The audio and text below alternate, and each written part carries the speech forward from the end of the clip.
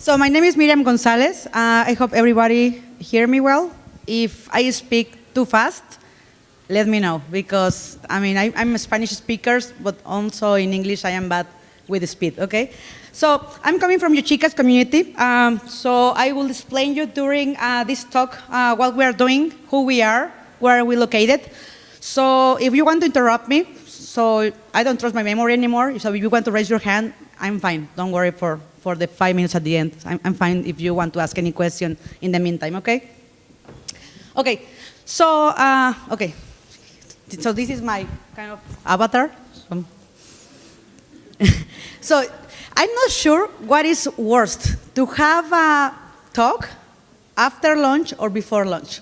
So I know right now everybody's tired, everybody's hungry, so let's do this kind of tongue twister. So the person who can say this at the first attempt will have a shot of tequila from me, okay? So I need 3 volunteers. Okay, right there. Are you a Spanish speaker? Ah. You could be the third one, hold on. Okay, Nema? Yeah, you have to speak that. You have to say that word. So I won't say it because I will be cheating. Okay, I need 3 volunteers. Okay, Martin. Now? Of course.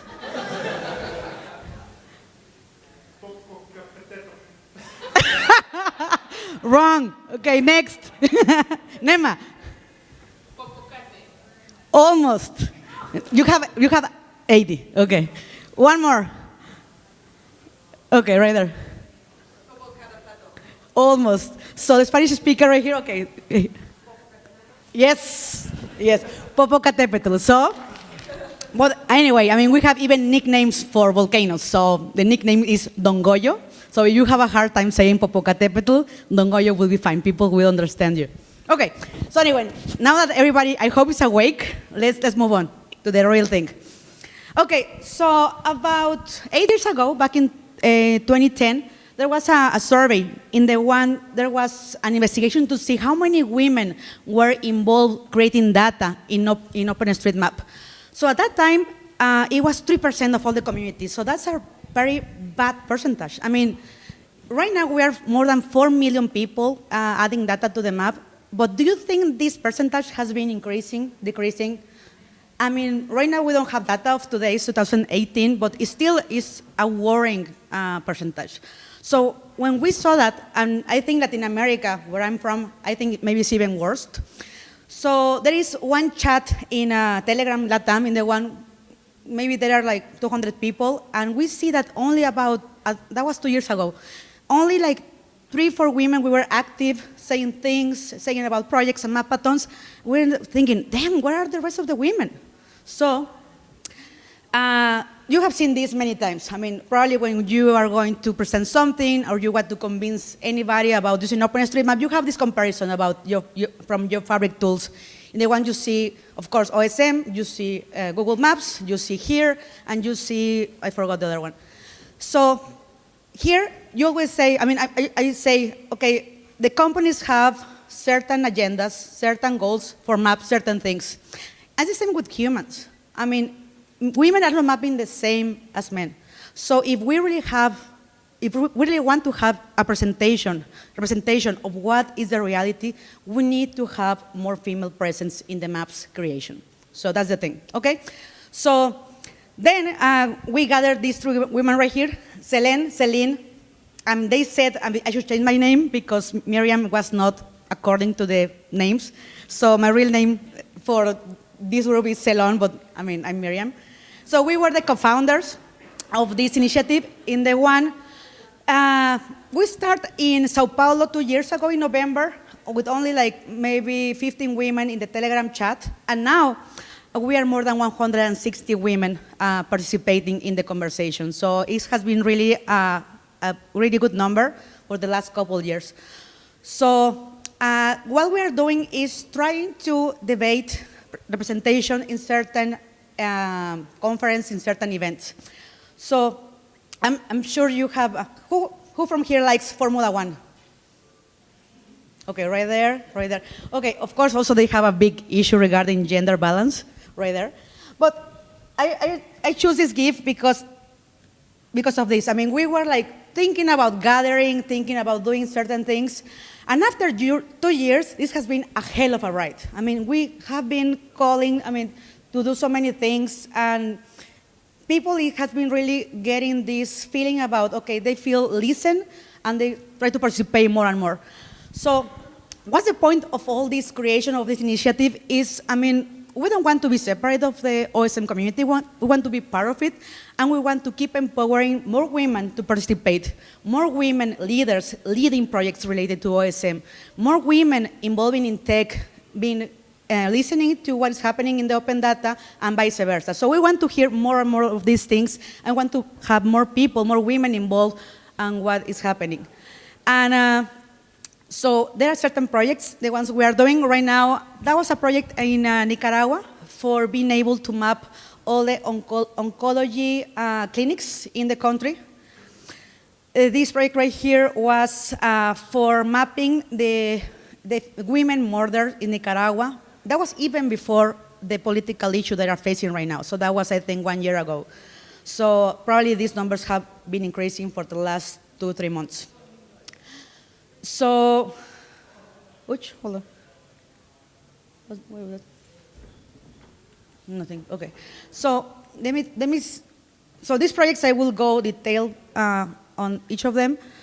So also last year we decided to do, because we didn't have actual data from 2018 or 17, we decided to do this gender survey in the one many people participate, I think more than 200 people. Sorry, and most of them actually were from US, some of them Spain, Latin America, some other countries. It was translated to 6 languages, so that was hard for getting the data all together. And it's really interesting to see the comments, the women comments, the male comments, and the general comments. So I won't go through details, you can check that online, we have it on our website. So one of the things women don't participate that much in the discussion in OpenStreetMap is because of the sexist comments they feel, is because of the systematic target discrimination they feel on the channels. So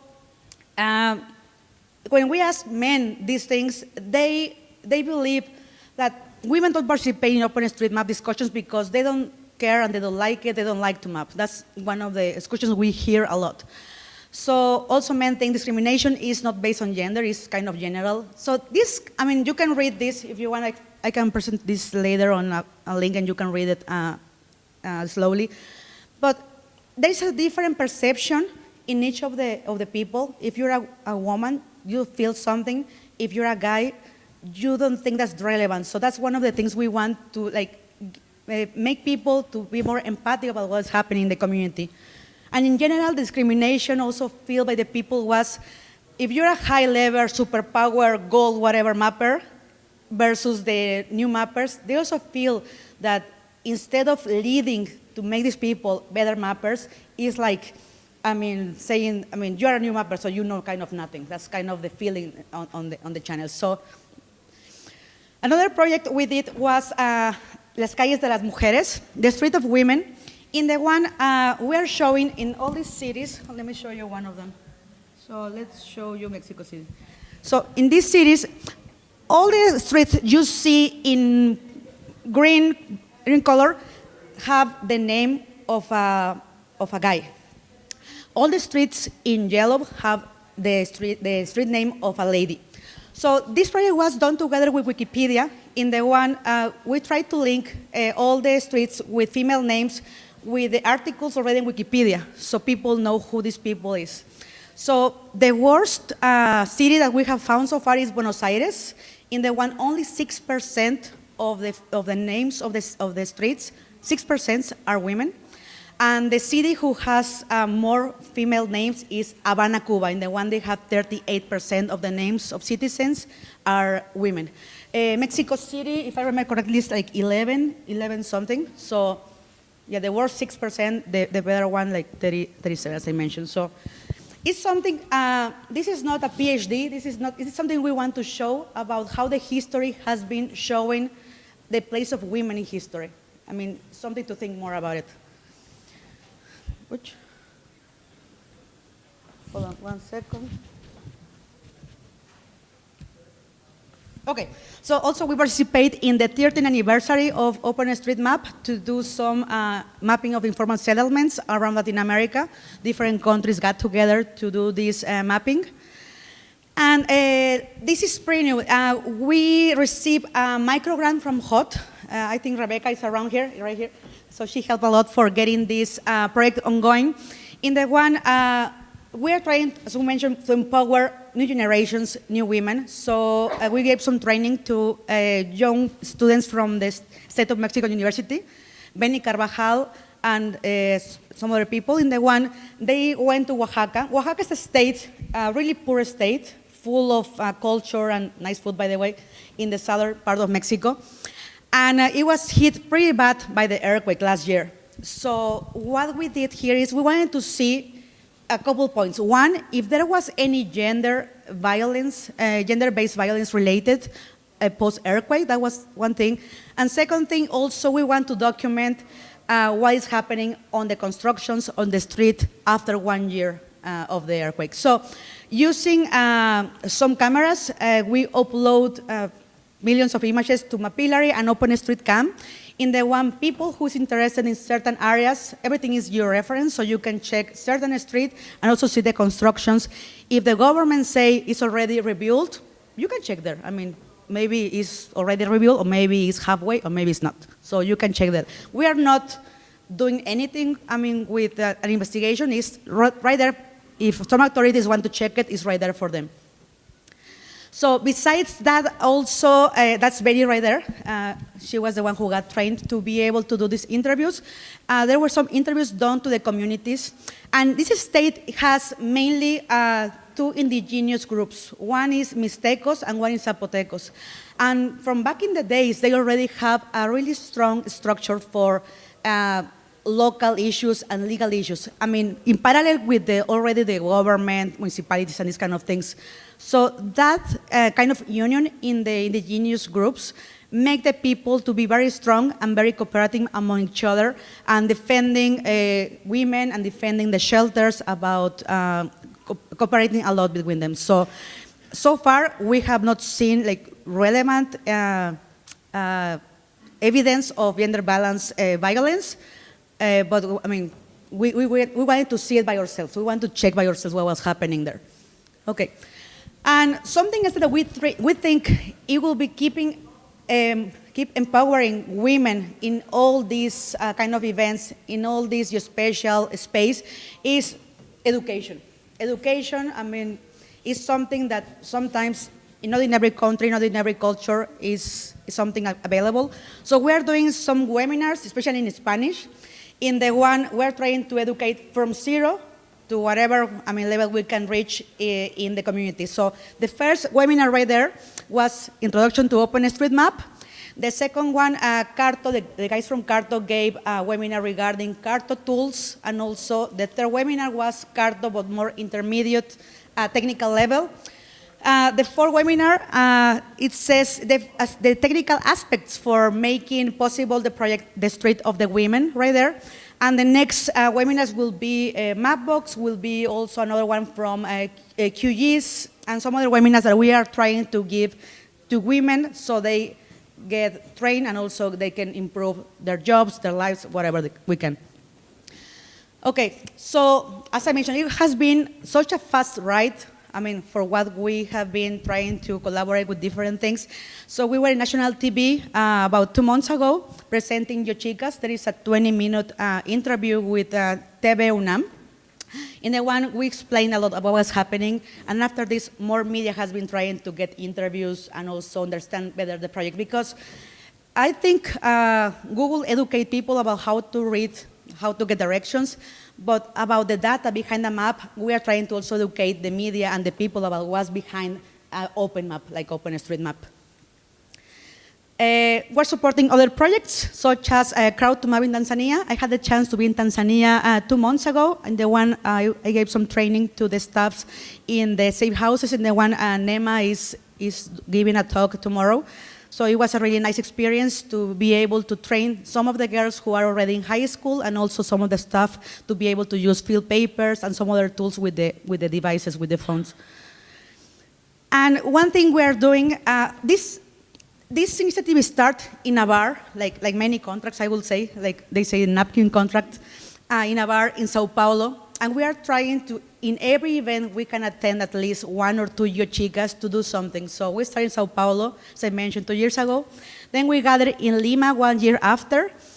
Then in Tanzania, we had the chance to do this icebreaker event before the main conference. So 30 women out of more than 40 different countries and 4 different continents attend the Geochicas event. So we had a great time. Some people, Nema was there, Rebecca was there.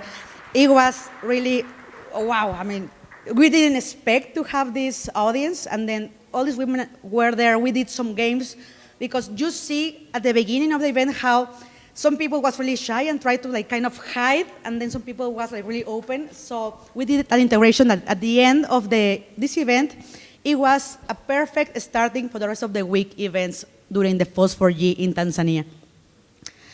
And this was last night. Thank you for the women who attended yesterday, Geochicas event in the Real Player 1. It was a lot of fun, a bit noisy, but it was fun.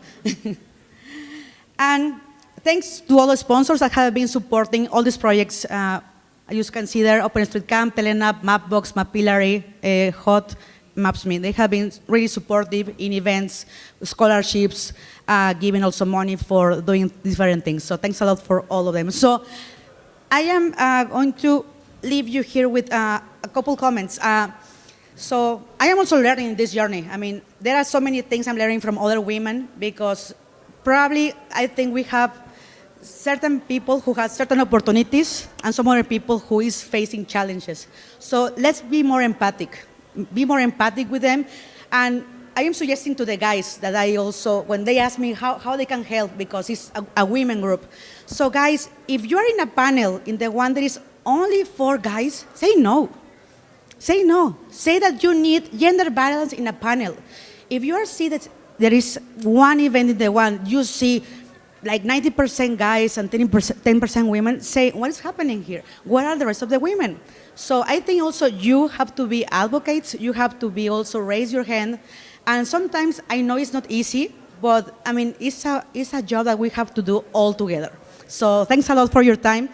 These are my details right there. If you need me, I am around until Sunday. Thank you.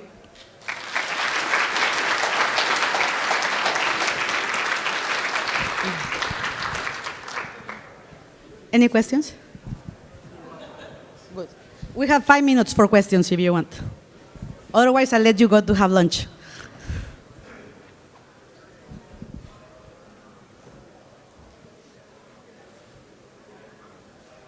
No questions. Oh, right there. Okay. I don't hear you.